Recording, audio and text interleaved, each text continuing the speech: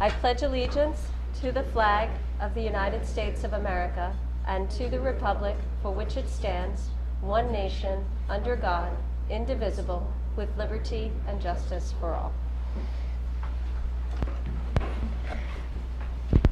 Betty, please let the record show that the board met in executive session beginning at 6 p.m. to consider matters leading to the appointment, employment, promotion, demotion, discipline, suspension, dismissal, or removal of a particular person or persons, and discussions regarding proposed, pending, or current litigation. We had our audit committee meeting, and now we'd like to begin with our student recognition. Good? Yes. You ready? Thank you. Oh, we do have SGO here today. Hi. Okay, we're going to do the student recognition first, and we'll get to you guys after.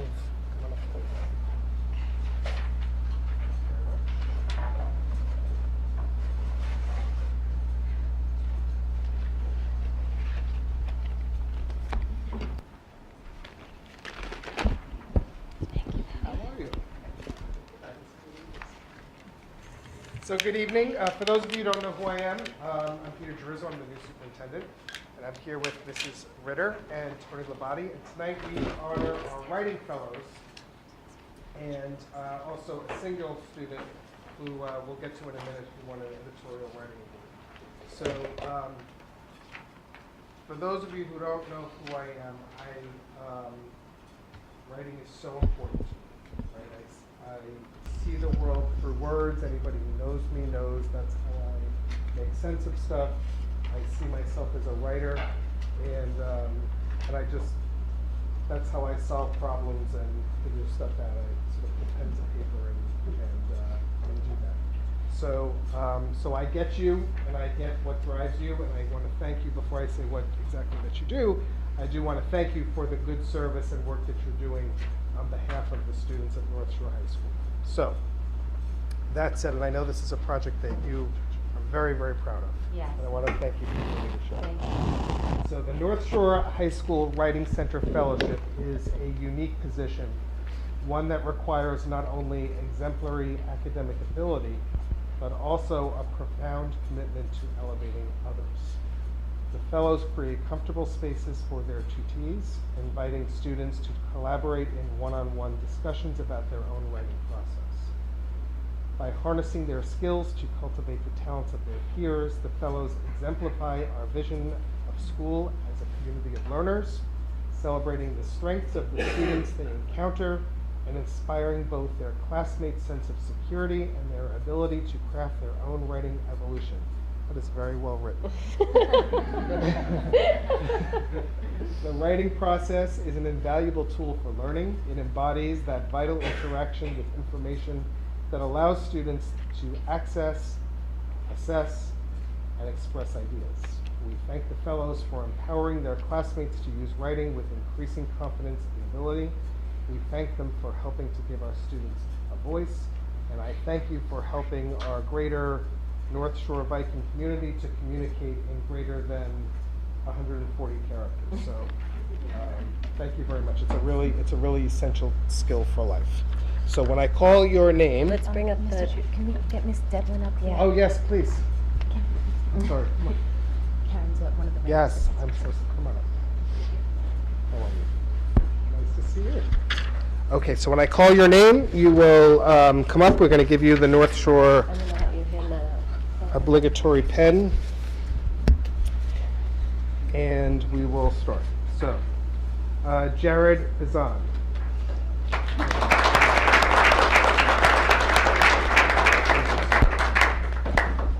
Congratulations, Jared. Hallie Bello.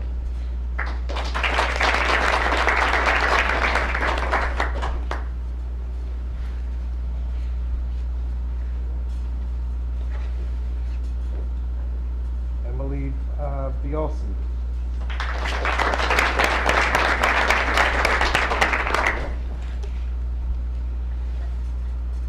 Siobhan Esposito.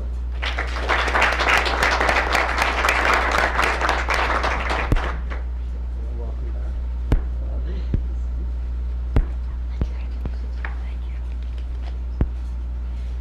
LaKayla Fian.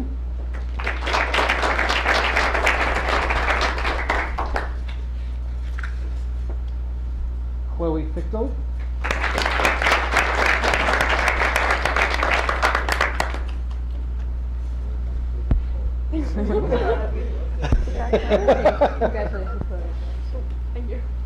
Megan Carney.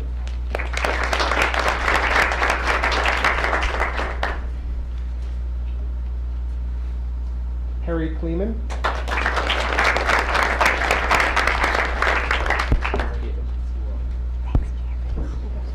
Thank you. Morgan Lopez.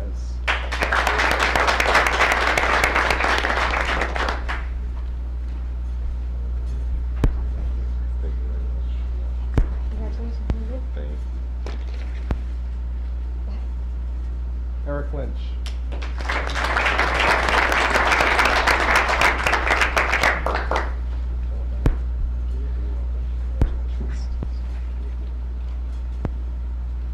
Zoe Mallon.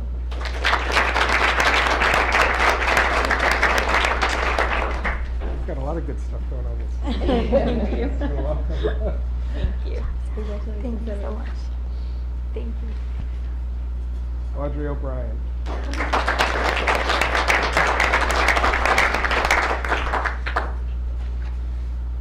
Kristen Reed.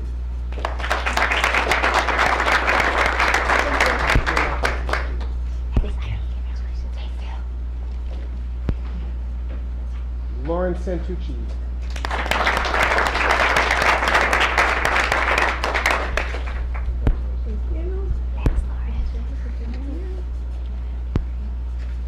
Michael Santucci.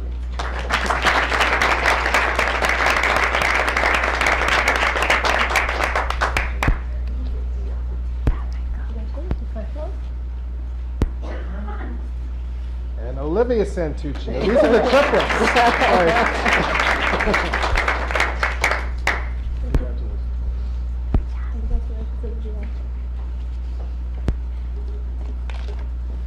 Carolyn Schwab.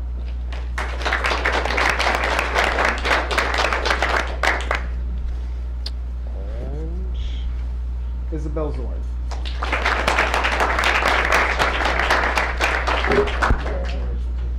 Thank you so much. Okay, thank you.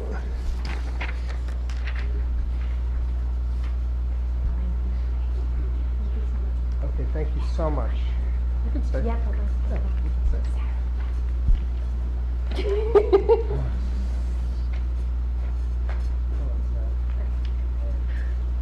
Our So- inspirational Miss Millman.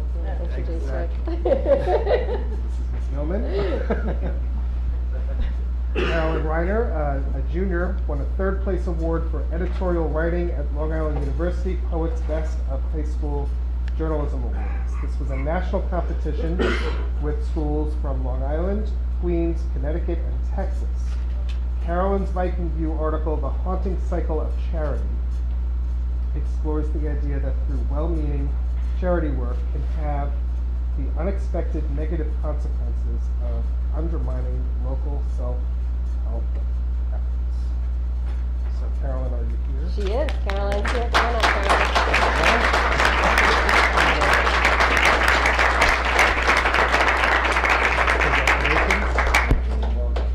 Congratulations, Caroline. Thank you. And great job, Ms. Millman. Yes, And great job, Ms. Millman. Mellon. Thank you. Thank you so much. Thank you. You're welcome. Thank you very much. That's it? All set. Do you want to take those? Thank you.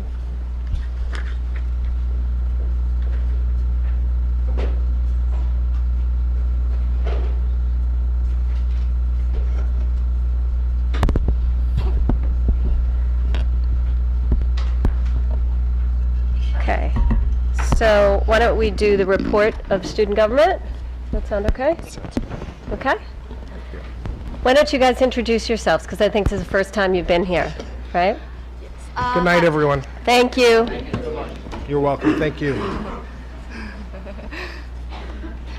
Hi everyone, I'm Eileen Quinn and this is Jared Bazan. We are the vice presidents of the SGO.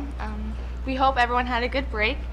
Lindsay was with her Italian exchange student and Emily's unfortunately sick, so they were couldn't be here tonight.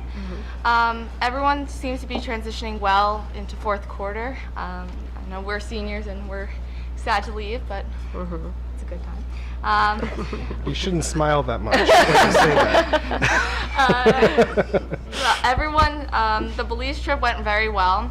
They went snorkeling and scuba diving, and they saw like amazing ocean views. They loved it. Since they loved Belize so much, they're thinking about going back next year instead of going to the Galapagos.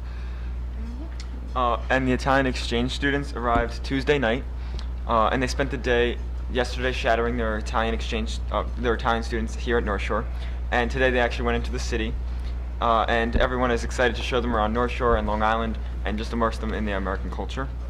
And additionally today, Ro Capo had Terrell Donovan come to speak to the society about local governments and how to get them involved with our own local government, which was very informative to all the students that attended. That's it. All right. Great, thank Thank you. you so much. Thank Thanks you. for coming and filling in. Thank you.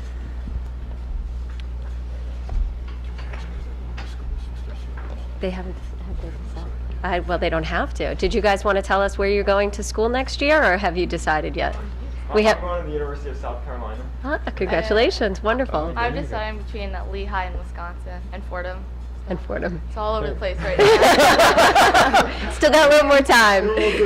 All good choices. Three very different locations. you. Good luck. Okay. There you go, South Carolina. There you go. Spent all this time trying to get here. And they're Oh my going. God, so funny. Okay, so let's move on to the approval of the minutes from March 29th, 2018. Could I have a motion? And a second, please? Any comments or questions?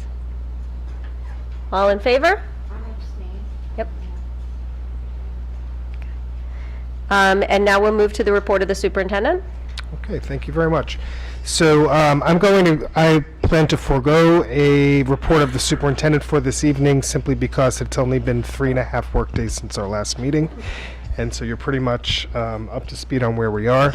And I will incorporate anything I need to say within the discussion item on the strategic plan for tonight. Thanks. So now we'll go into the strategic goals. Which leads us to the strategic plan.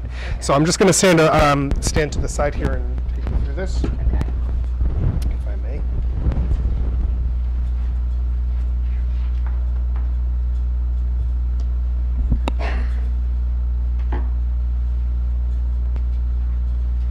Actually have a couple of members of our strategic planning core team here, so that's very nice to see. Very nice to see you. Okay, so upon my arrival in the district several months ago, one of the things that we set out to do this year was to build a 5-year strategic plan that will set the course of our work for the next 5 years. So how do we know what to do and where to start?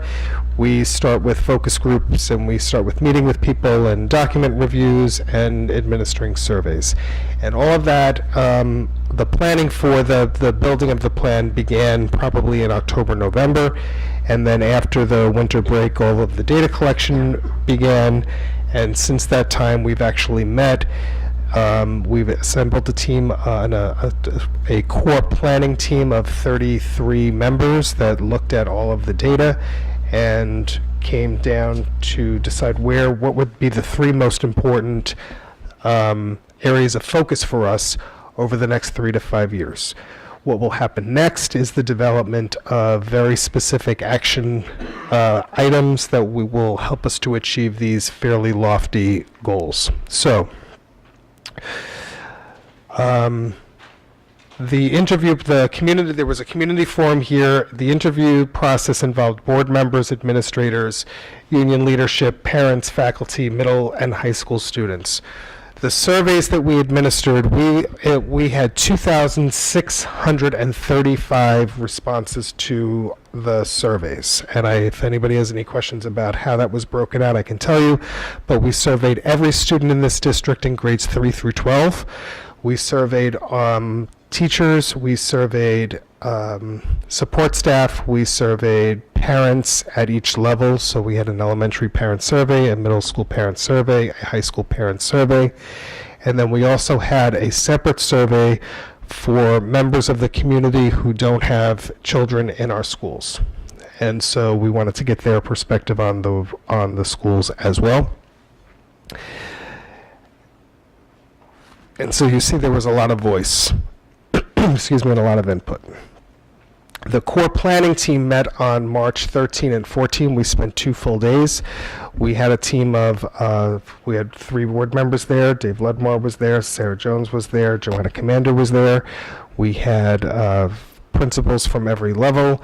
We had teachers that represented K2, 3-5, special education, middle school, high school, covered the whole gamut.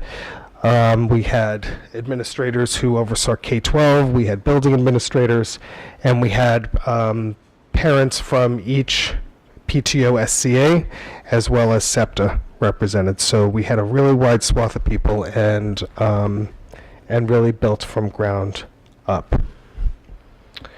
So the first day we talked about 4 essential questions. What do we value? What do we hope for? What do we know? And what do we observe? And we broke off into teams, and each team was responsible for examining the data from a lens. So parents 3 through 5, high school students, community members, and we looked for trends and information that existed in the data. And then we reported out to the whole group on what we learned. And then over the course of the day, we started to wind down into a set of themes that happened, and we probably came, by the end of the first day, we probably had 5 or 6 major areas that we could have focused on. The second day, we really started to talk about where the most important priorities were within the district, and then we started to develop the goals. And what was important about the goals, some of the ground rules we had around those goals, was that the goals had to be adaptive, that they had to be high yield, and they had to be high impact, and that they had to be bold, that we weren't just going to talk about lower level things like curriculum renewal, which is not an unimportant thing to do, but it's part of our daily work. We really wanted to talk about what is a really big aspirational task that we could take on and spend some time really digging into it. We wanted our goals to be forward thinking, and we wanted them to be focused on growth, evolution, and our future. So over the course of those 2 days, we then did a lot of wordsmithing, and we have a pre-statement. North Shore prides itself on providing a world-class transformative education that is student-centered and inquiry-based. Using best practices for contemporary learning, we aim to uncover the child's best self to develop into a well-balanced, responsible, and informed citizen of the world through the pursuit of these 3 goals. So we try to incorporate the mission statement, the shared valued outcomes, and work towards. Now, I want to tell you, on March 12th, or the end of March 13th, this didn't exist. This all came together over the course of the 2 days. So the 3 broad areas that we decided to dig into over the next 3 years are social emotional learning, teaching and learning, which we're framing as contemporary learning. Over the past probably 15, 20 years, we've spent a lot of time as educators talking about 21st century learning, and that still makes sense, but we're getting to a point where we're almost halfway through the 21st century, and so I'm not sure I want our goals to be that. That's something of which we're halfway through. So if we reframe the discussion in terms of what is contemporary, then it becomes more timeless. So in the social emotional learning, the goal that we set for ourselves is we will support the development of student social and emotional well-being by teaching self-awareness, self-management, social awareness, relationship skills, and responsible decision-making within a nurturing environment. Now, you may say to yourself, Peter, this goal can exist anywhere in any school, and you are right. the more germane part of this is that this is a really important, very large goal for North Shore. This social emotional learning goal came up in every single survey from every single constituency group, and it was like I think we had to spend about a minute or two deciding whether or not that was going to be a priority for the district. It is a theme that emerged very strongly for me upon my arrival, and I will confirm that it is an area that we need to spend some time working on and through. So, what will happen in the next piece of this is we will put together a set of very specific action steps that will help us to achieve these very lofty big goals. So at this point in time,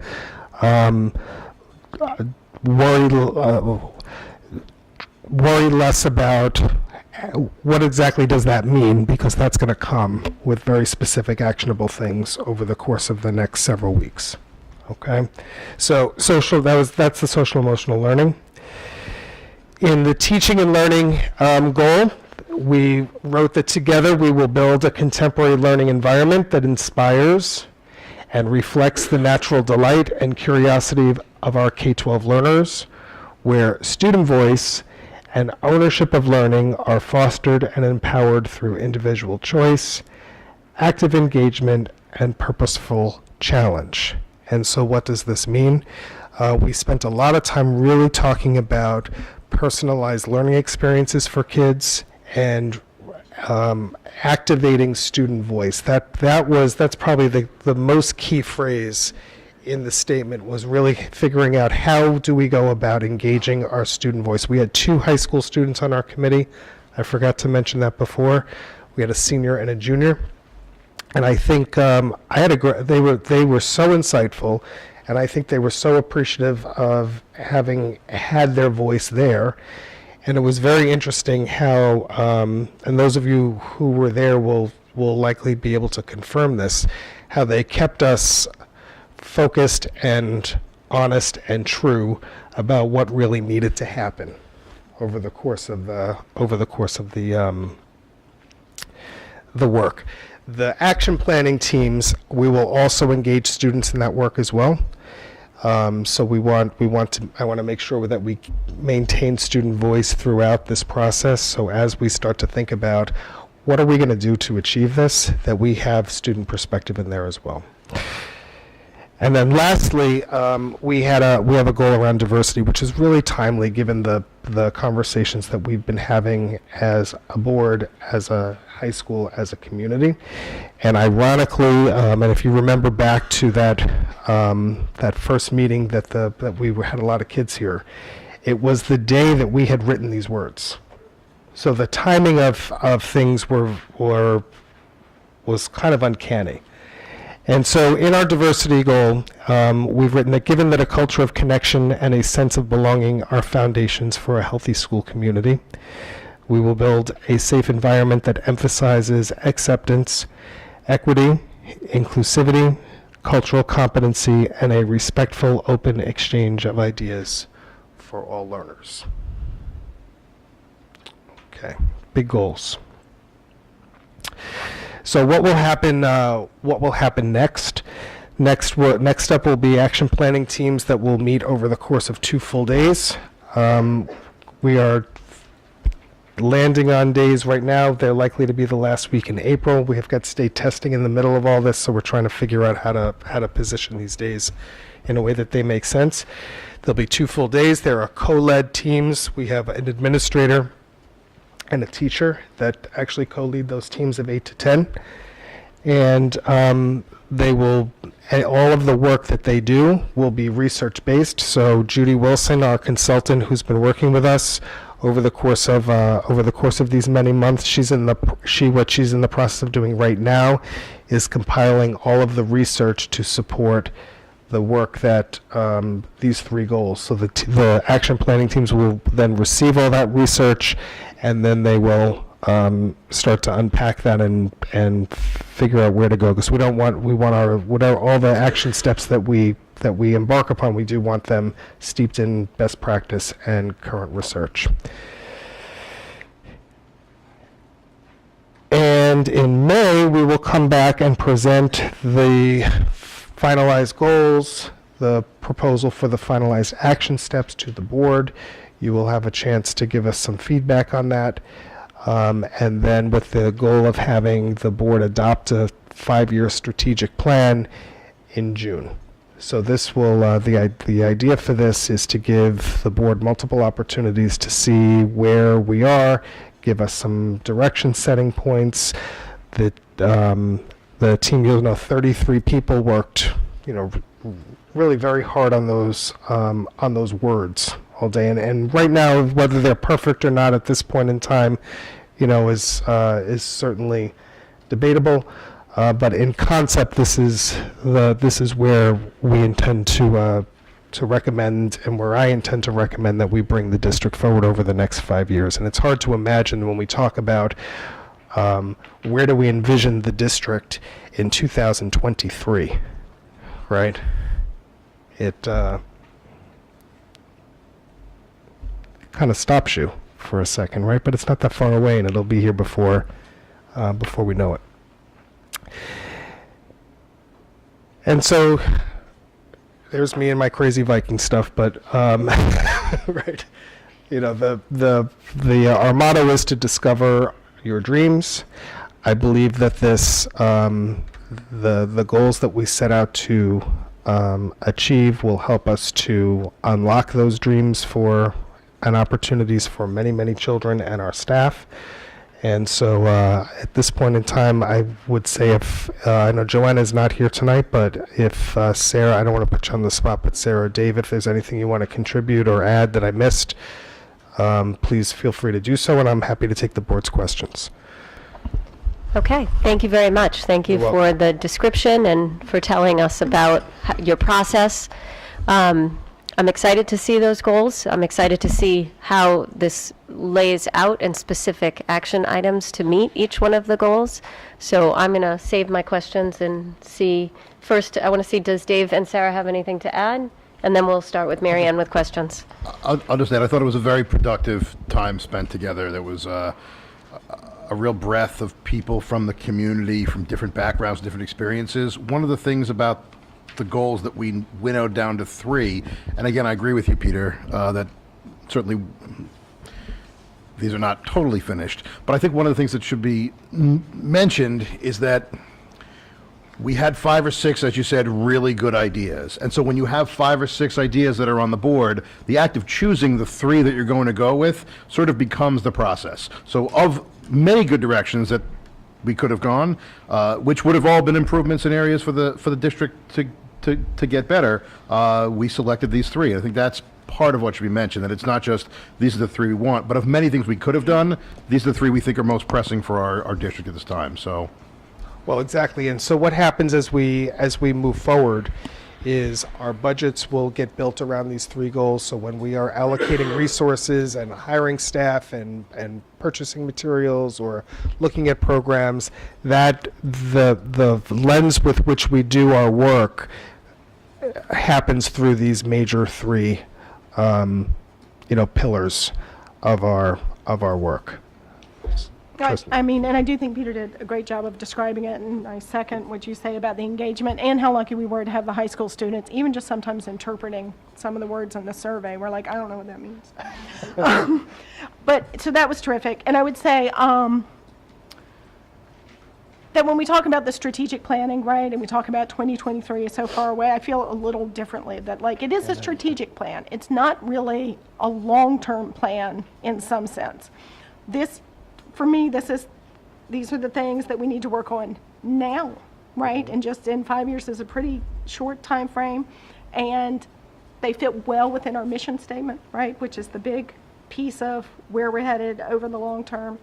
And I think it fits, there are ways that fits in with the concept of the SVOs. But out of all the things you could do, it's like, here are the things. And I think it may be easier for us to read them knowing what the bullet points were that were underneath those statements that we came out with in the end. And so I think that'll sure. become much more clear to people too when they see more of the action plans. So when I looked at these, I was a little struck by the absence of any reference to academic achievement and just a very vague reference to equity. So we did have a very large equity study about opportunities, academic opportunities for students. We spent a lot of time on it. One of my pushes as a member of the board was to get the Writing Center. And we just saw what that did. And what that does for students is it gives them tutoring, mentoring. It gives the students the opportunity to mentor. It has free SAT and ACT prep for students who maybe can't afford it, college essay writing. So that, to me, the fact that we have absolutely no mention in these goals about improving academic achievement, improving opportunities. Another theme that has come up at these meetings are greater STEM opportunities at the elementary level. I've heard that in construction steering, these meetings, parent meetings. I would like to see some reference in these goals somewhere about particularly programs geared towards having young women and girls be encouraged to engage in careers in STEM. That, just to reinforce, that women can do these opportunities, and this is where we're going in the contemporary learning. For me, I would like to know that, when we're talking about academic opportunities, that we're increasing opportunities for all kids, more honors courses that have been taken out, more opportunities for your kids in the middle of the road. I mean, the AP IB kids, they're always going to achieve, but we do have that group of students that sort of fall in the middle. And for those students, I would like to see more opportunities for them. And I think all of that really, to me, I don't think those goals are addressing those issues, and I would like to see those issues interwoven with our goals somewhere, because they are repeated concerns that have come up by the board, by the community. Like I said, we did the equity study. So I think it's important that our strategic plan for an educational institution really specifically addresses educational opportunities, academic achievement, equity and achievement, and STEM opportunities. It absolutely will.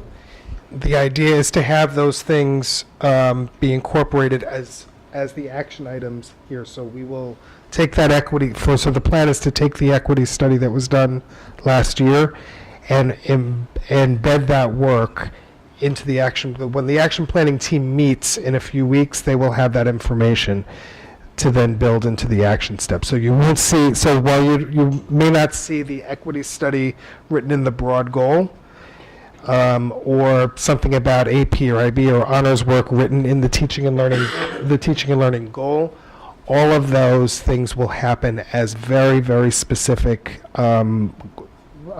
sub-goals within the action plan. So the final strategic plan these will just be the major direction setting points, and then all of the work that gets done, right? So I think I've and that all gets placed in a timeline.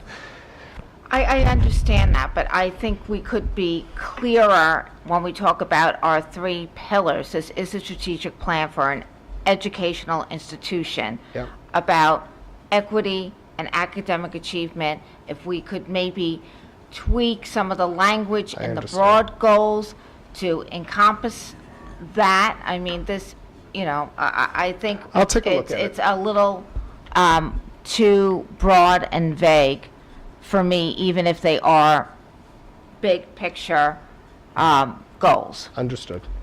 Herman? I think this is a very good start, but I would like to encourage us to be more ambitious, and I'd like to encourage us to look at the world the way it's evolving. First of all, in looking at the goals for the students at North Shore, leadership is an important goal, and I think that has to be articulated. I think social responsibility is an important goal that should be specifically articulated. Sustainability should be specifically articulated. You have citizen of the world in there, and I'm very pleased that you do in terms of a global economy. And then, even more important, if you take a look at the world of work and the way the world is evolving, the dynamism that really is out there is not reflected as yet in what's been presented. If you look at artificial intelligence, if you look at quantum computing, if you're looking at the way jobs are evolving, a lot of the jobs that we educated students for yesterday and we're still educating them for today will not be here tomorrow. They will not be around 5 years from now or 10 years from now. How is education going to change for a world where artificial intelligence is going to replace a lot of the jobs that are presently taking place? So I think there are things missing, and I think there's a dynamism that really should still be incorporated into it. Okay. Okay. Anyone else? Questions? Comments? No. So Okay. we took, Rob is going to get some of these things down for you, so I don't have a pen with me, but we'll get all that down. We'll go back, we'll rethink some of these things through, and then we'll bring that back to you. Okay. Okay? Thank you. Thank you.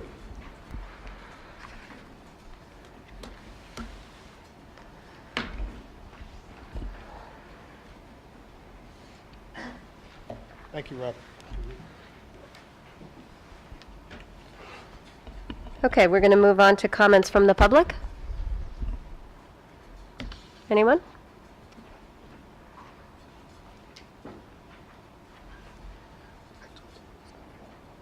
Hi, Andrea McCarty, Glen Head. I was just curious if you can put the social emotional one back up there. Oh, I think she's got it. She's got it. Very hands-on. As much as I can do technology. I just have a question. The word teaching, that verb seems incorrect to me. When I think of action items that are going to stem from this committee, I think about things like more recess, and the word teaching really implies something very didactic, which I think is one component of this, but I don't think we want all of these skills being taught in a didactic way. We're not looking just to push in more modules. We're really looking to create, to carry out a philosophy that fosters social emotional learning. So I think we have to look at it in a broader way. In comparison to the other two, I thought this goal is weaker relatively and can use after work. There's nothing about mental health related there specifically, which I think is something important. And then the other thing in teaching and learning, you refer to K to 12 learners, which I don't think is necessary because you're not obvious, right? Mhm. And in some places you refer to them as students, and in other places you refer to them as learners. So you just might consider keeping it consistent across the board. Okay. Thank you, Andrea. Anyone else?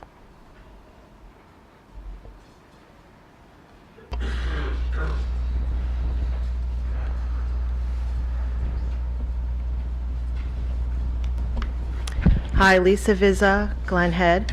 I just want to thank everybody who participated in this exercise. I understand that it was 2 full days, and everybody from the community, from teachers and students, faculty and staff participated.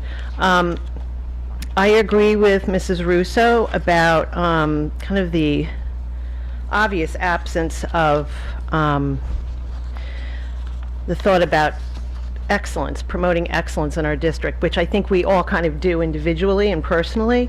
We strive for that, but I'd love to see that articulated as an overarching goal of the 3 goals, or the 3 pillars. in terms of student perspective going forward, maybe in the action items, we can look for the voices of the kids who certainly are diverse learners. So maybe some special ed students could participate. Those kids who are in the middle, the ones the kids you don't see in every single leadership position, and get their voices. Let the special ed kids lend their experiences to forming some of these strategic goals. Maybe this is something you'll address in the action items, but they seem to be very soft goals, and I'm wondering what mechanisms you'll utilize to assess our success, to measure the success in these goals. What instruments will you use to identify that we're meeting the goals? What else? Just a few more notes.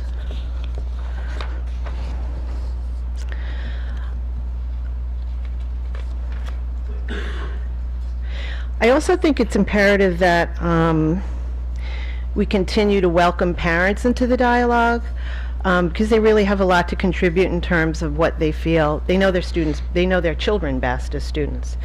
So as a long-term goal in terms of fostering collaborative conversations, let's continue to keep the parents engaged in those conversations, not just as volunteers to the PTO, which is a very important role that they have here in our district.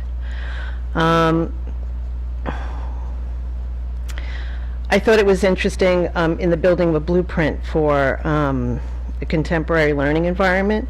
I'm hoping that, at least through the action items, that we look to developing a very comprehensive plan to improve instructional technology in our district, to provide tools for teaching for our faculty that are sophisticated and current, and tools for learning for the students. So I understand Chromebooks are, on the horizon, and that's wonderful. And I'm hoping that there's appropriate applications for those kids to utilize on the Chromebooks. And also technological tools for managing just educational information in this district.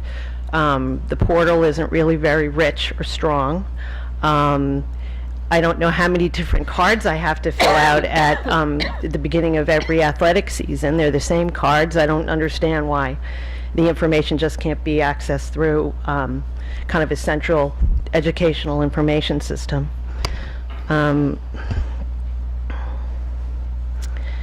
And again, and I agree with Mrs. Russo about providing opportunities, and I'm not just going to limit it to our female students, but I think it's important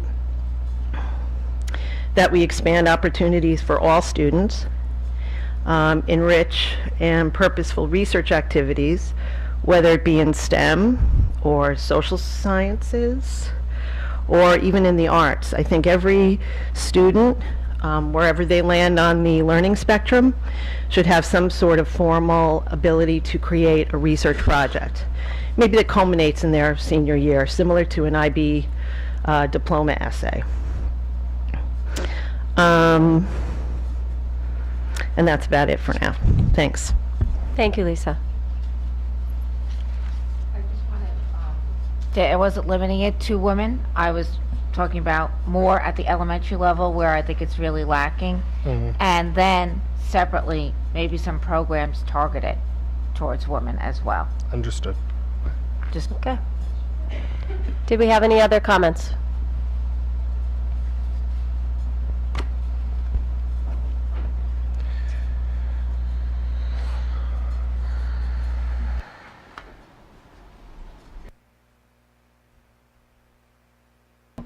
Now it's on? It's a momentary button. I have to hold my finger on it or not? Oh, good. Great. Because I don't know if you realize it, but when you have the microphone at your head, which a lot of you do sometimes, nobody can hear you back here. This is a pretty noisy room. The air handlers are very noisy. I can't hear you when I'm sitting in the back. I'm sure a lot of people can't. But anyway, so I've been looking at the website, trying to find information out about the school district, and it's kind of lacking. And you must know this. There's nothing about like what goals the board has set. There's nothing about, I'm sorry, you could look at me with that face, but there's nothing about what goals you've set for the district as far as educating our students. There's nothing as far as what you've said against cost and what it cost on an average in Nassau County, which we know this school district is very, very expensive compared to the county averages, like 35% more. You've heard me say that many times over the past few months. And then there's not even one test score or anything on the district website.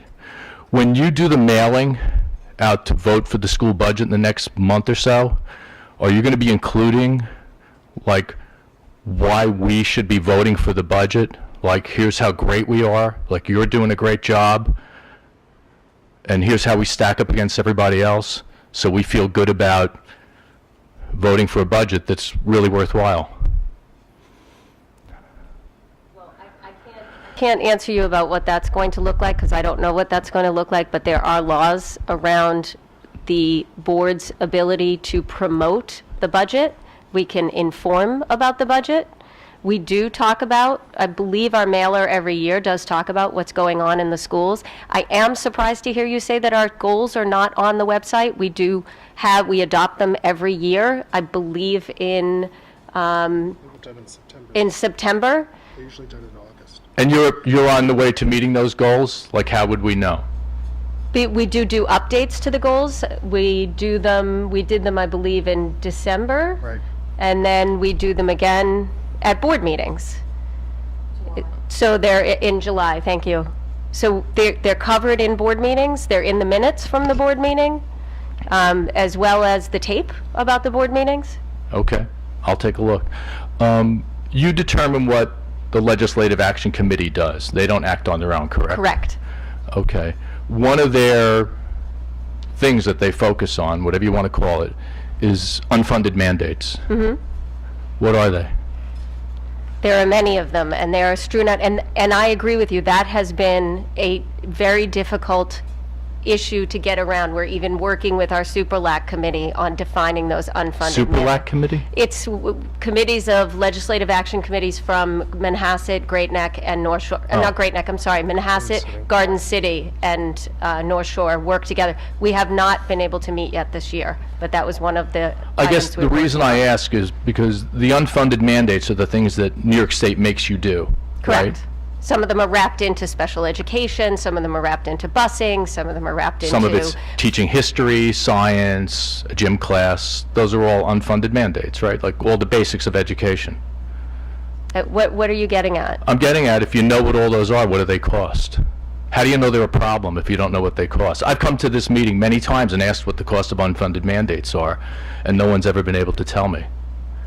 How could something be a problem if you don't know what it costs? Or what's the problem? What's the problem with unfunded mandates? Well, I mean, there are many specific unfunded mandates. There are portions of a mandate that would be unfunded. There are the APPR, which is a mandate, which is What's our... AP? I don't speak it's your our- language. I it's work our- in the television and live event industry for 40 years. I could talk acronyms or circles around you. You wouldn't know what I'm saying. Okay? I didn't say that to make Right, but it sound speak- like you speak in didn't a language that understand. all of us can The understand. annual professional performance review, that is, we are required by New York State to provide, the State Education Department requires us to provide that on each individual teacher. So all that work that is wrapped around the APPR, which is also tied to test scores, which is tied to performance, it gives the rating per teacher. So all of that work that has to go into that reporting, as well as all the additional reporting that we have to provide to New York State. That is another unfunded mandate. I mean, the reporting. The reporting, the putting together of Yeah. those reports, whether they're financial, whether they're on students, whether they're on teachers, whether they're on our civil service. So all of that reporting that's done. So, but you know all the cost of all these unfunded mandates. I do not know the cost to Does tell you. anybody? I guess what I'm asking is, if the Legislative Action Committee is taking up something, it's an issue, right? Mm-hmm. If it's an issue, you have to, there's some kind of ramification. It's either something you don't want to do because it's a waste of time, or it's costing too much money. It's costing funds, costing money out of our pockets. So what I'm asking is, if it's a financial reason, what is it?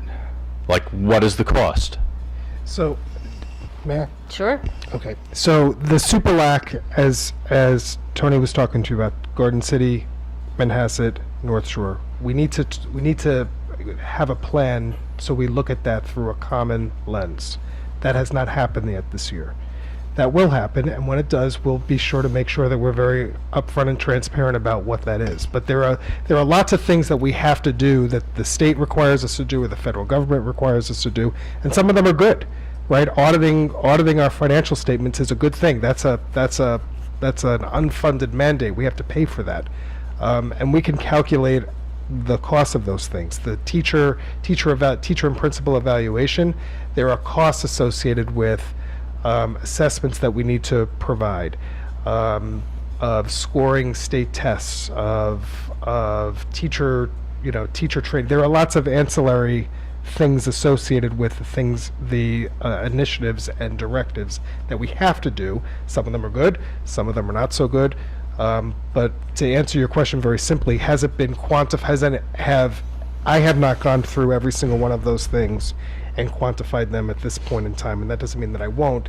It just means that I haven't at this, as of this moment. And they've been around a lot longer than you were here. 100%. They've been around for, how long is LAC committee around? 6-8 years? 6 years, probably, 6 or 7 years. Okay.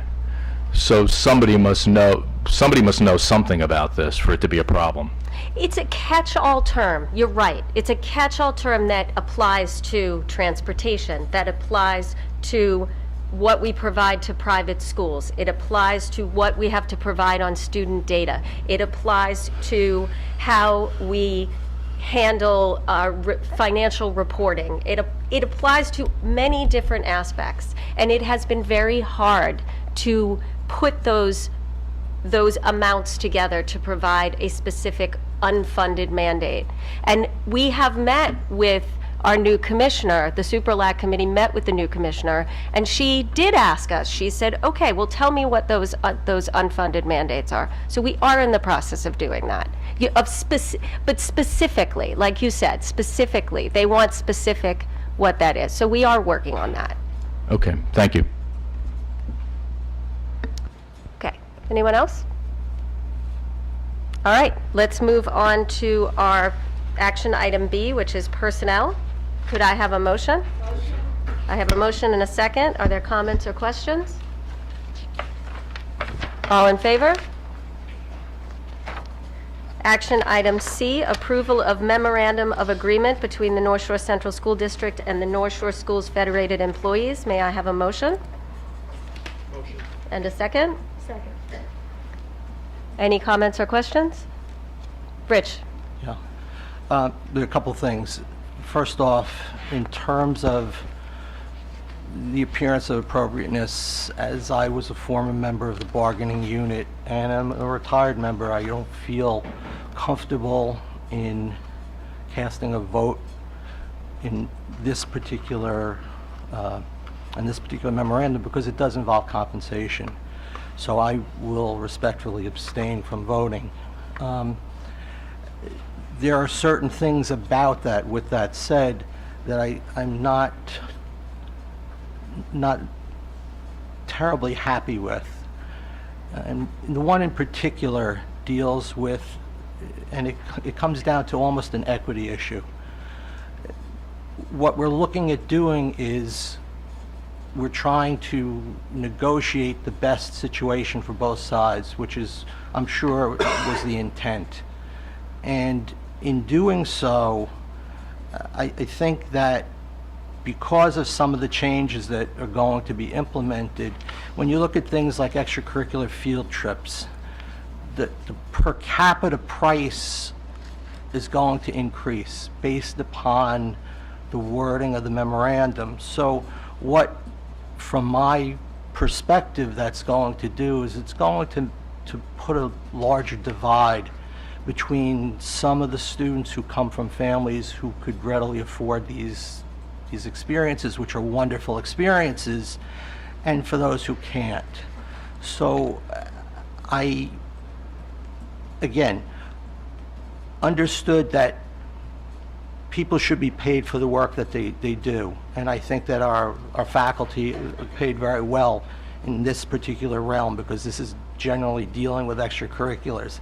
However, I think based upon some of what this memorandum is doing, not the entire memorandum, but pieces of it, it's going to make it more difficult for certain parts of our population to participate. Okay, thank you. Mary Marianne? I also have a comment? Yeah. So I was trying to compare the memorandum of agreement and the schedule with other districts, and it's a very difficult comparison because not everyone articulates this in the same way. And I do share Rich's concerns about the cost of these, about equity, students who can't afford to participate in some of these trips are left in the classroom without a teacher because the teacher's away on these trips. There are a number of issues. I'm concerned about the rising cost of that's associated with this, that we won't be able to offer as many opportunities for our students as the costs increase. And I'm hopeful that, pursuant to our discussions in prior meetings, that there'll be a careful review with the administration, faculty, and students to really make sure that we have student engagement, that these are the clubs that the students would prefer to have, and that there'll be a student voice in that selection, and that there'll be monitoring of these clubs and a review annually as to what maybe to keep and what to replace, so that we maximize the student involvement in these activities. Okay, thank you. I think we do monitor these clubs. I understand the need to perhaps do it with a different lens, but I believe we review these every single year. I don't want to give the impression that we don't review these clubs each year, and review how many people attend the clubs. The issue about students being left behind and not going on the trips, I would hope would be something that we would address each time this happens. There are ways for students to be supported to go on the trips. You've been on the PTO. I would hope that, and I've seen it happen myself. I've seen students be able to even go on our international trips that couldn't go because of the kindness of someone else. So. I understand that, but I didn't mean just monitoring as in the clubs. That's one is reviewing what clubs, but monitoring as to what is going on in those clubs, attendance, what's actually happening, what role the advisor is playing, not just what clubs are available. And I do think students should have a voice. For instance, the Interact Club was created by a student. Which I think is really the goal for us, is to have these clubs arise from students who think there's a need, and the Interact Club is one of them. And listen, I will tell you that for the music tours, there were sometimes opportunities for students to raise money to go on it. Cuba, there was not because of particular circumstances with it.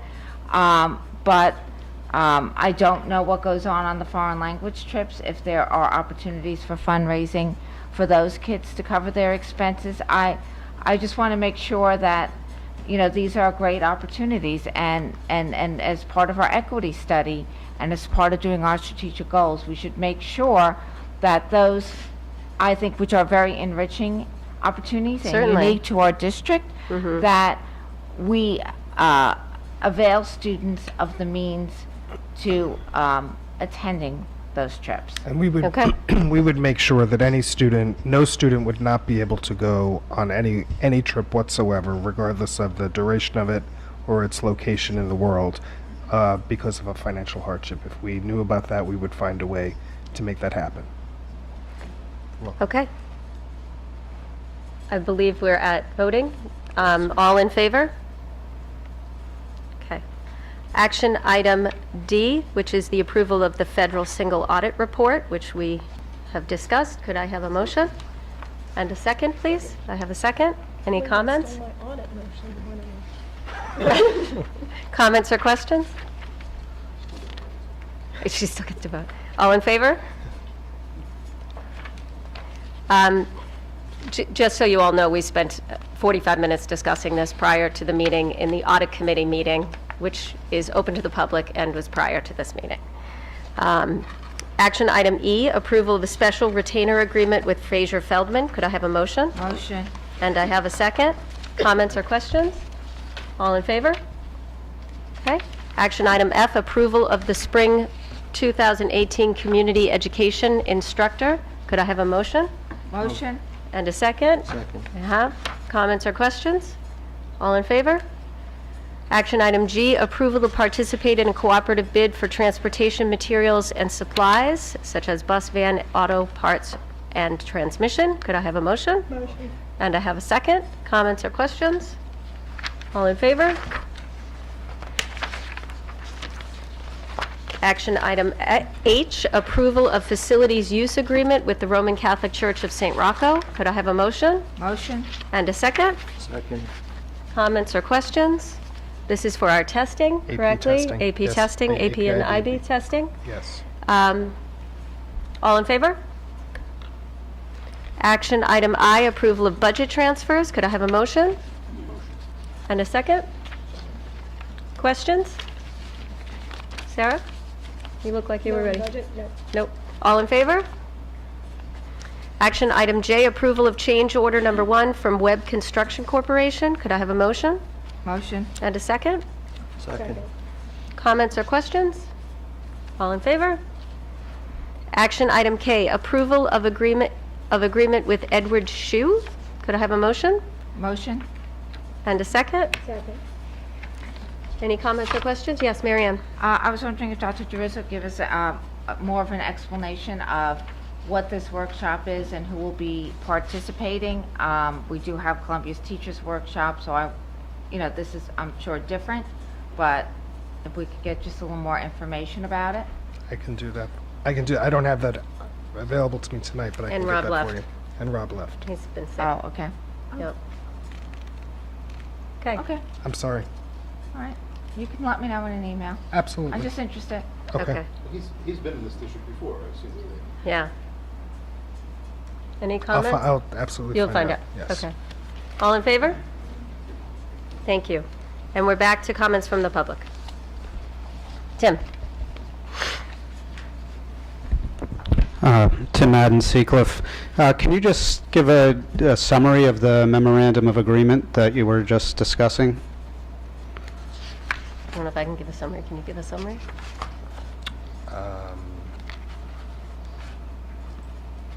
Perhaps. Tell what it's doing. Sure. Okay. So, you have the backup, Tim, or no? You have the backup?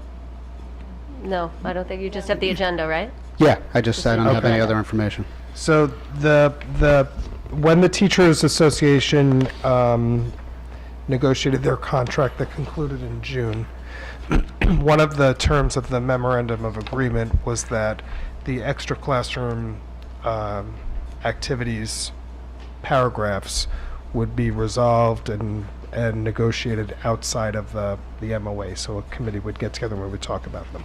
So what is in there are hourly rates regarding chaperoning and supervision of athletic events and non-athletic events, maximum daily rates, how teachers are compensated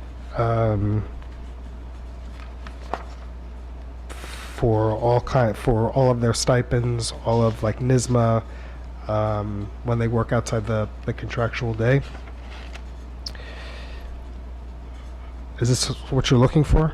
Well, it's sometimes difficult to glean from the discussion what you're talking about. And Right. so when, Mary Ann and Rich bring up issues of students not being able to go on trips and that sort of thing because of cost, I'm just wondering what part of the memorandum of agreement that involves. So when the foreign trips, the trip to Belize, those trips are funded by students. They are, as the teacher builds the program, right, he or she builds for housing, for food, for travel, for compensation for the chaperone while they're there. So there's overnight. So when the teacher is there, there are teachers that that are responsible for overnight duties as well. They're compensated for that. So what I understand the concern to be is that as the rates increase, that gets passed through to students, right? And so to what extent do the increased rates that we pay to teachers have an impact on a student's ability to attend?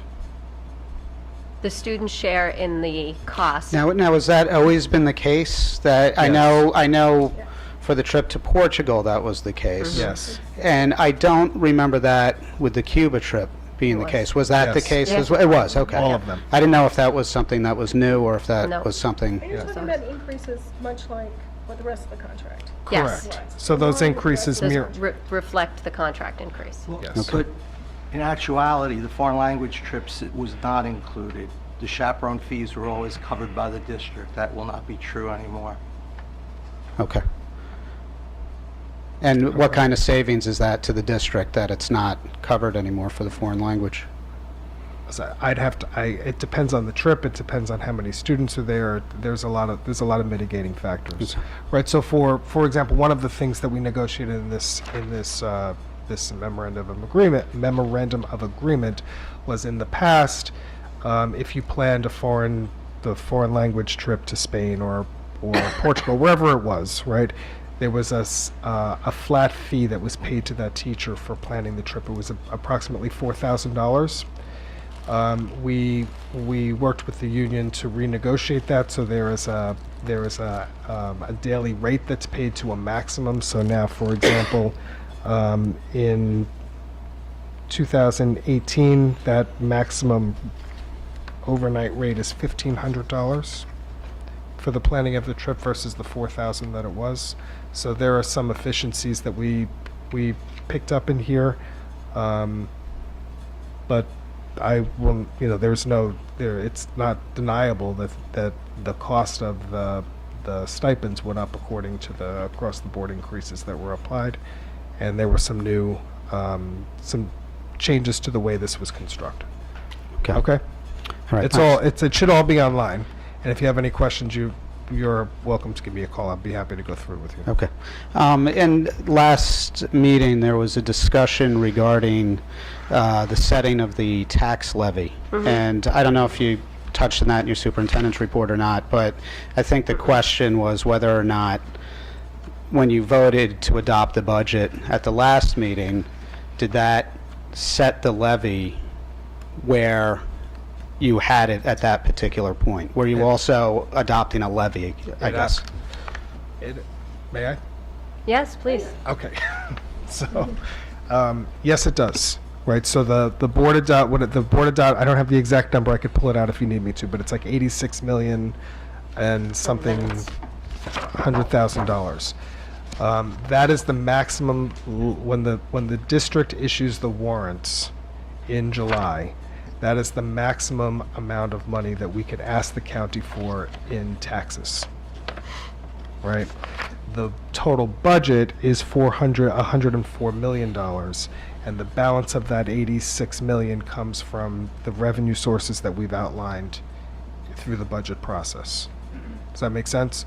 So once the board adopts the budget, there cannot be modification to the upwards of what you could ask the county for in terms of the tax. If you choose at some point to use more revenue to offset that, you could ask for it. The county will happily give you less, but they will not give you more. So we're saying the vote we take in June, when we have the fund balance, to allocate the fund balance. We're going to allocate, we must allocate enough such that the tax levy number doesn't go up Absolutely. If we suddenly discovered you had a giant pot of gold, you could decide to allocate some more of the fund balance to it to lower the tax levy. Yes. Right. And likewise, if the fund balance did not come through as projected, you'd have to go find those revenues Elsewhere. somewhere. That's not the tax levy. Correct. That's absolutely correct. So what will happen in June is that Olivia and I will bring to the board projections for fund balance, and they will be up to but not to exceed amounts. And because we won't have audited financials for some time after that. So once we have audited financials, then we know exactly how much money there is to allocate from fund balance in dollars and cents, like down to pennies. We don't have that in June, but so we asked the board to be able to give us authorization up to but not exceed amount, and then we come back and we fill that in. Does that make sense? Does it answer your question? Tim? Yes? Yeah, that's good. Yeah? Okay. All right. Okay. Did you have Thank any you. others? No, that's it. Thank you. Okay, thanks. Anybody else?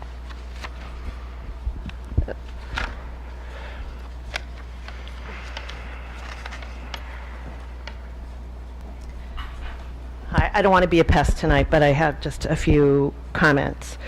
Lisa Vizza, Glen Head. Just to preface, my own daughter was able to take advantage of the IB biology trip that occurred last week to Belize, and she had an amazing time. The teacher chaperones, I never felt at any point, day or night, that my child was not looked after. They were completely safe. She texted me every day and said, "Oh my gosh, this is just the most amazing experience I've ever had." So I guess all the other trips I've taken my children to weren't so great. At the risk of sounding like the special ed queen, but I'm going to go there, because once a special ed advocate, I think always a special ed advocate. I just want to point out in terms of equity, as you were having this discussion, there is a population of children that aren't able to take advantage of these wonderful trips. For example, many special ed students are language exempt. Therefore, they do not have the opportunity to go on one of these foreign language exchanges. Oftentimes their schedules are such that they can't take a musical instrument. They have a study skills class. Maybe they have some speech and language they need to attend to. And often counseling, social emotional counseling, they just need to fit into their weekly schedule. So they don't have the opportunity to go on a music exchange trip. So those are just a couple of things I would like you all to keep in mind as you review trips from year to year. When you're thinking about equity for experiences to students, that there's a significant cohort of students that aren't able to take advantage of such amazing enrichment opportunities. And even in my own family this year, I have twins. One got to go on a spring trip. Her twin brother did not.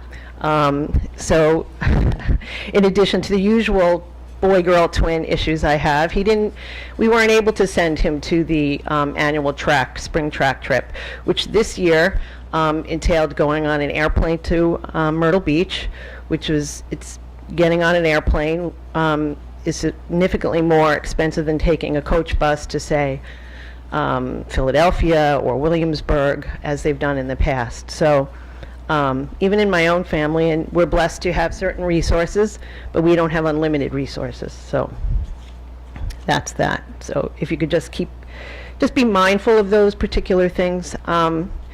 And I know Mrs. Russo mentioned cost. On to the next. I'm going to get off of special ed for a minute. I'd just like to know if the athletic policy will be articulated at any point. Now it seems kind of, ridiculous because all the trips have happened. So it would be nice if there was a clear articulation of that. And if there was, I missed it somehow. Again, also the equity study, is there a text of the study that community members could avail themselves of to understand what's kind of driving It was on those the goals? website at one point. I think when we It's not did because it. of the ADA conversion of the website? It has to do with the PDFs. Yep. So a lot of stuff came down because of the PDFs, and we're working through getting Okay. them back up. So I could go to Central and pick up a copy, or Mrs. Campy could help me with that? Of course. Thanks. Also, the Bach Harrison study, is that going to be part of a special Board of Ed presentation to the community, or is it something that's complete and ready for distribution? I would love to see what the outcome of the Bach Harrison study contains. That's happening on May 3rd, Lisa. Yay. And the last question is, how did we do with any increase in state funding? I think between the last meeting and tonight, I think Governor Cuomo, they released new runs. Did we, $55,000. how much? $55,000. Oy, oy, oy. 55,000. Maybe I need to stay on LAC for another year or two and help us out. Alrighty. Thank you so much for Thank you, listening. Lisa. Okay. All right, so we're going to move on to old business, which I lost my place. Okay, old business. Trustees, yes. CASA is having the presentation on Monday. I've raised the question, this particular presentation that's being done is done through a grant through the district attorney's office. It is at no cost to anyone to have the, excuse me, to have this presentation. The agreement with CASA for reimbursement for the $3,000 does call for receipts. So my question is this going to be included as one of their presentations, that we are spending $3,000 of district money for something that doesn't cost anything, that the PTO has done? I know I have the thank you letter to the district attorney's office from when we did it. So I'm curious. I haven't received an invoice from CASA for anything at this point in time, but I have consulted with counsel on that question, and there is the ability to fund an invoice based on that program. With no cost. Doesn't cost anything. I don't have any invoices from them yet, so I Okay. haven't seen anything. I have nothing to evaluate. Thank you. Okay. Anyone else? Oh, sorry, go ahead. No, you go. We've brought up the equity study a few times, and I know at the beginning of the year we set a point that we wanted to revisit it, but as we went along with these Yes. goals and other things, I just thought the board maybe needs a conversation for a minute about whether that's going to happen like just through those action plans and that goal, or whether, and I'm sort of inclined to think we need something separate as well, because even though we can have an action plan, we still need to deal with the real facts that were presented to us in that, and if nothing else, to confirm that the things that are in that report are being addressed either through the strategic plan or elsewhere. And if we could talk about like when would be appropriate time either to look at that again, because it's now been almost Right. a year Yes. since we looked at it, and when we want to make sure we're covering those pieces. Okay. So we have a meeting on May 3rd where we'll have a discussion item will be on the Bach Harrison survey. The board has a second meeting in May, which is May 31. We do not have a discussion item planned for that night yet. We could certainly put it there. The final meeting of the year is June 12th. That's your tenure and retiree. June 14th, thank you. I'm like 2 days off of everything today. And that night generally is not, Right. there wasn't a lot of discussion. So Right. if the board wishes, we can certainly put the equity study on May 31. 31. I would just say, for the record, I have no problem with May 31st, totally fine.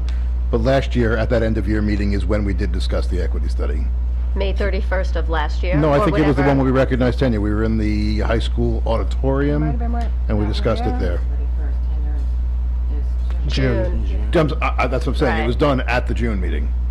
We recognized everyone, We thanked them for their service. We gave flowers. We did new hires, and we also discussed. I remember we were sitting I do remember sitting in the auditorium. discussing. for That it. was the only meeting we had there last year. But- So So doing it before seems better. I'd like to give you the Happy to do it. opportunity to look at what is the best way. If the board is in agreement that they would all like us to spend a discussion item, to expend a discussion item at a board meeting, let's give you the opportunity to figure out how you want to do that based on the goals of And I- the equity study, if everyone's in I agreement. think Mary Ann brought it up. Members of Right. the community brought it up. We've brought it up. It's listed in one of the pillars that we're going forward with. I think it's important as we embark on that 2018 to 2023 that we at least see where we're starting. That June meeting is not a good meeting for any kind of long or serious discussion. You do the tenure, you have your break, you have your cake, you're back in there. People are tired, they're not paying attention, they've gone home. If we think it's important, that's really not the meeting to have it So at. let's So let May you- 31st. Let's let you give an opportunity. No problem. I hear what you're saying about that meeting. That I meeting's would busy. rather put it off to next- September right. than do it at the June meeting. Right. That's just my point. Okay. Okay? Okay. Good? Anybody else? Peter, I know you have something for us, right? Yes. Oh, Okay. I'm sorry, Rich, you had something. Oh, I'm sorry. I'm sorry, I was just gonna, I know you've only been back for 3 days. I was just wondering if there's any kind of follow-up yet in terms of the things I asked the last time? On the AP courses? Yes. Yes, so I went through, I met again with Albert the other day. We looked at the course requests. There's still, in terms of the two courses, the AP Physics 1 and the Environmental Science, there still wasn't sufficient student requests to run those courses, so we are not planning to run them right now, but they'll remain. Though, if more students come forward and want to take them, certainly we'll run them. But we only had 3 and 5 students that wanted to So as to take the them. students come in, they're keeping the tally in terms of people that potentially are interested? Absolutely, yeah. I have it all here. So I have the requests for all the courses and what kids are asking for. Thank you. You're welcome. I'm sorry, before you start, just Yes, one more yes. thing. Just very briefly, Peter, I know, again, you're just back, but I don't want to let a whole meeting go without some update on the Weave Together, and if you've spoken with them since school returned, and... Oh. You sent me an update today, Yes. so you do have an update. So, since our last meeting, we're scheduled to meet sometime next week. That meeting is scheduled. I've offered the group 2 seats on the diversity action planning team. They are working this week to let me know who that's going to be. And that's, what has happened since the last meeting. But we're working on building a good, solid working relationship right now. Okay. All right. Okay. So, quite a while ago, the question was posed to the board about around the cost of a North Shore education and the cost of a Manhasset education, and we had done a cursory analysis on how and why the budget in North Shore is different. And so we talked with the board, I think it was back in October, about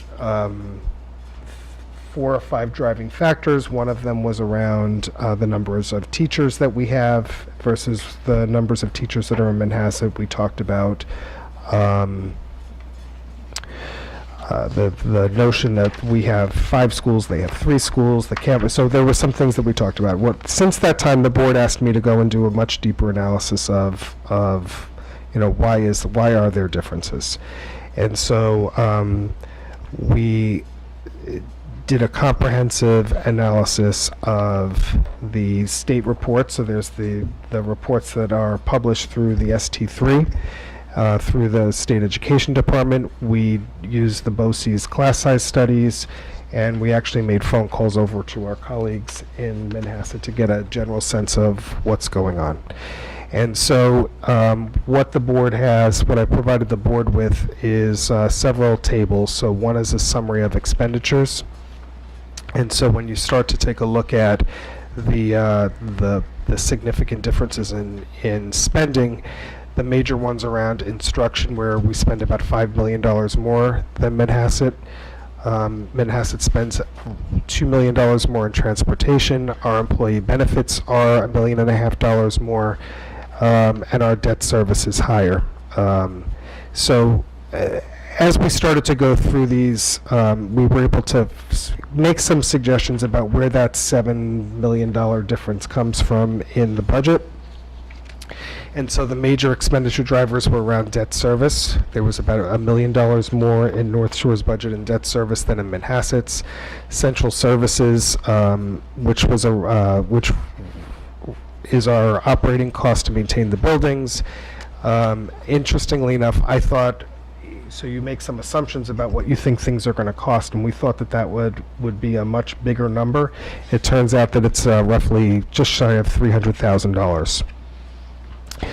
In capital, transfer to capital projects for major capital improvements, we spend a little over $1 million, and in the 2016-17 report, which is where we pulled this from, Manhasset only had $6,700 in transfer to capital projects.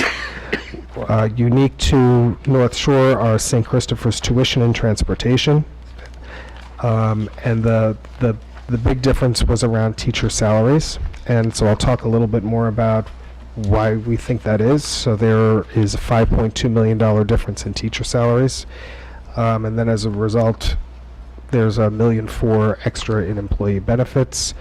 As I said, our pupil transportation costs are a couple of $1 million lower than Manhasset's. It's largely attributable to the fact that we own our own buses, and a little bit of money in community services. So some of the big takeaways that we came away with were the total number of teachers, 344 in North Shore to 313 in Manhasset. And then we did a bit of a deeper dive as to why. So there's the number of teachers, but then we also went into the teachers' contracts and looked at our teachers' contract versus Manhasset's teachers' contract, and then we also looked at the placement of teachers on the salary scale. So for example, the percent of teachers at Masters 60 and above in North Shore was 49% of our teachers. That's a half of our teachers are at the top steps, and in Manhasset that was 36.7%. So considerably more here.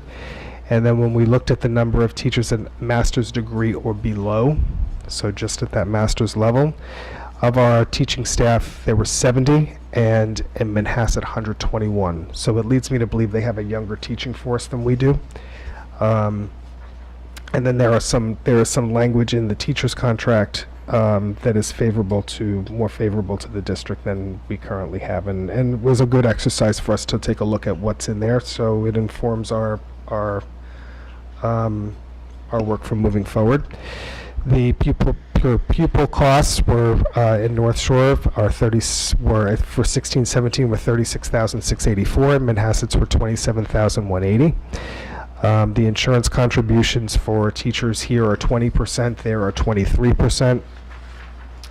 And then we took a look at class size. So as we talked about in October, there are some efficiencies when you have 7 sections on one building versus 7 sections across, or 9 sections across 3 buildings, right? So you tend to pick up more efficiencies in class size. Median class size, as reported for North Shore, was 18 in K through 6, and in Manhasset it was 22. So through my analysis, and we've talked about this through the budget process, but through my analysis of staffing and enrollment for next year, I went through every single cohort of kids. I took every cohort, I divided it by 1 fewer section, and if that made logical sense for the grade level, and in one case it did, I made that recommendation in the budget. In all the other cases, it just didn't make sense for students for me to do that. So so there's all of that, and then we did a program comparison. So some of this is not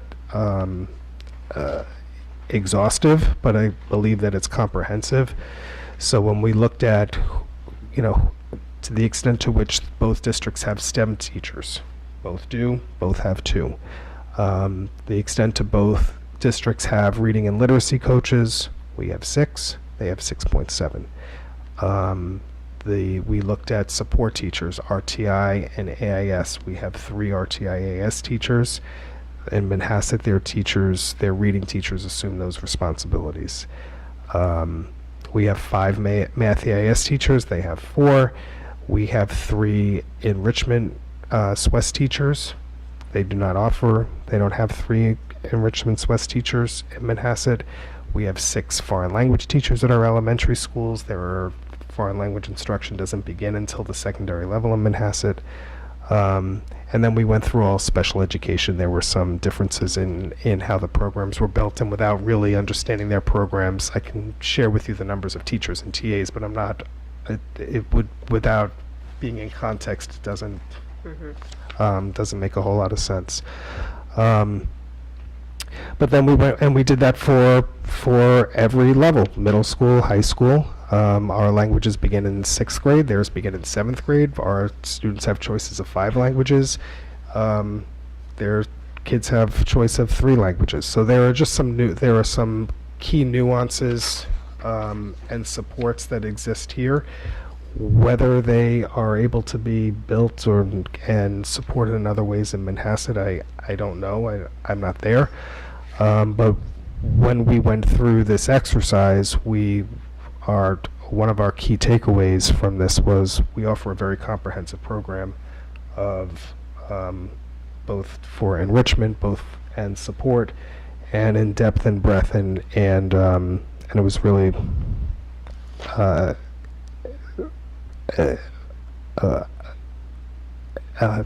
informative exercise for us to go through, right?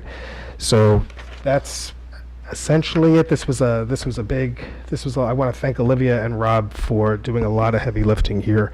This was a really comprehensive effort. I think it gives a much greater sense of why, whether and the robust nature of our program. And So. at the end, you have additional cost factors, which is the IB program, the Correct. FTEs, maybe you could. Right. Please So right, explain exactly. it. So there's a full-time teacher leader for the IB program, and for FTEs needed based on our ELL And populations. can you say what those words are? FTE? Oh, I'm sorry, full-time equivalent. I apologize. Okay. Thank For you. the English language learner For population. thank you. Yes. The high school elective program. Correct. The life skills program. Correct. And our additional special electives. Right, senior internship, IP, Arts. and shop. Shop. Okay. Okay. This is a lot to digest. Yes, it is. So if Okay. the board has any questions, you can be sure to let me know what they are, and we will get you answers to any questions that you might have. Okay. Okay, thank you. Trustee Wilson? So I noticed in going through this that we didn't break out the number of administrators, but I did try and go into Manhasset site. You can't really get access to everything if you can't log in. But it seemed to me, I know we've added about 7 new positions since I've been on the board for administrators, that we have more administrators. I'm not saying that's a good or a bad thing. It would appear to me that's the case. I don't know that to be true, but it looked at that. It looked like that might be the case.